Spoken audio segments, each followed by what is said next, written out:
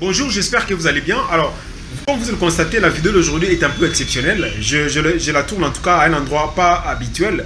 C'est tout simplement parce que j'ai apprécié en tout cas la nécessité puis l'urgence. Parce qu'il y a un de mes abonnés qui nécessite de m'envoyer des mails depuis que j'ai publié la dernière vidéo de la série relative à la création monétaire. Eh bien, il voudrait justement voir une nette différence entre la monnaie, parce que j'ai parlé de la création monétaire dans cette série, et entre la monnaie, la différence entre la monnaie et puis les billets des banques. On va avoir la précision. Alors, au lieu de pouvoir tourner la vidéo comme je le fais d'habitude, j'ai jugé mieux de pouvoir tourner cette petite séquence, mais qui ne va pas exclusivement profiter à lui qui m'a posé la question, mais aussi profiter à d'autres personnes. Parce que ça rentre en tout cas dans le cadre de cette série que j'ai publiée récemment, relative à la création monétaire. Alors, la monnaie et puis les billets des banques. Alors, notez que lorsqu'on parle de la monnaie dans une économie, la monnaie, en fait, c'est l'ensemble de tous les moyens qui servent d'intermédiaire dans l'échange. Ça, c'est d'ailleurs dans une approche purement fonctionnelle. Ça veut dire que tous les moyens qui sont utilisés, tous les instruments qui sont utilisés dans une économie pour rendre possible les échanges, pour intervenir comme intermédiaire dans les échanges, pour servir quelque part des réserves de valeur aussi, ou bien qui peuvent aussi de façon subsidiaire intervenir pour nous permettre d'évaluer la valeur des biens dans une économie. C'est ce qu'on appelle une monnaie. Alors, les monnaies les plus connues, il y a par exemple les monnaies qui sont fabriquées par les banques centrales qu'on appelle la monnaie fiduciaire ou la monnaie papier, encore la monnaie centrale. Il y a la monnaie scripturale. La monnaie scripturale, c'est cette monnaie qui est fabriquée par les banques de second rang ou encore les banques commerciales ou encore les établissements de crédit. Lorsque nous effectuons des transactions dans les banques, lorsqu'on effectue les dépôts, tout comme le retrait, les opérations, les écritures que la banque passe dans ses livres pour constater soit le débit, soit le crédit de votre compte, eh bien c'est ce qu'on appelle justement la monnaie scripturale qui est créée par la banque commerciale.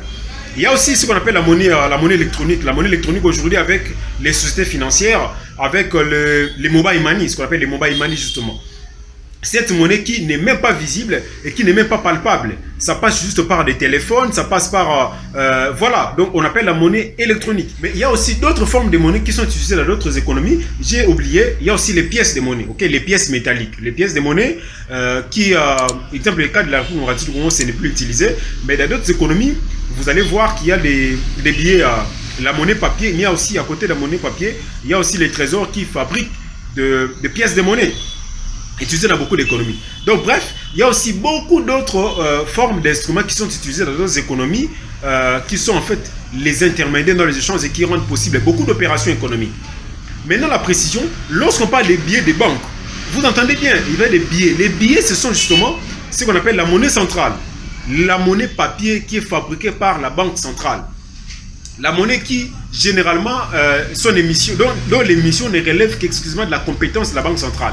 Cette monnaie-là que nous touchons, la monnaie papier, j'ai même un exemple ici, je crois que j'ai un billet ici, voilà. Ça, voilà, c'est ça. Ça, c'est ce qu'on appelle justement la monnaie centrale. Okay? C'est ce qu'on appelle la monnaie centrale, ce qu'on appelle les billets des banques. C'est-à-dire la monnaie papier. Et c'est l'une des formes de la monnaie. Donc ça, ce sont des billets de banque, c'est une monnaie. Il n'y a pas que les papiers, monnaies qui sont utilisées dans une économie comme intermédiaire de l'échange, mais pour rendre possible les opérations économiques. Il y a aussi d'autres formes comme je vais les citer. Donc c'est l'une des formes de la monnaie, mais ce n'est pas exclusivement en ces papiers qu'on peut résumer tout ce qu'il y a comme monnaie. Parce que nous avons cité aussi les pièces de monnaie, nous avons cité la monnaie électronique, etc. Donc plus de confusion lorsqu'on parle de la monnaie. Les papiers que vous voyez qui sont fabriqués par les banques centrales, c'est l'une des formes de monnaie. Donc, ça fait partie de la monnaie. Mais ça n'englobe pas exclusivement la monnaie. Donc, parce que dans la monnaie, nous retrouvons aussi d'autres types de monnaies, notamment les pièces, comme je viens de les citer, la monnaie électronique, comme je viens de les citer, la monnaie scripturale, etc. Donc, voilà ce que j'avais à vous partager aujourd'hui. C'est une petite séquence pour répondre à la préoccupation de cet abonné qui m'avait demandé, mais qui va également profiter à d'autres, vous qui vous intéressez justement à l'économie et vous qui êtes mes abonnés. Merci et à la prochaine.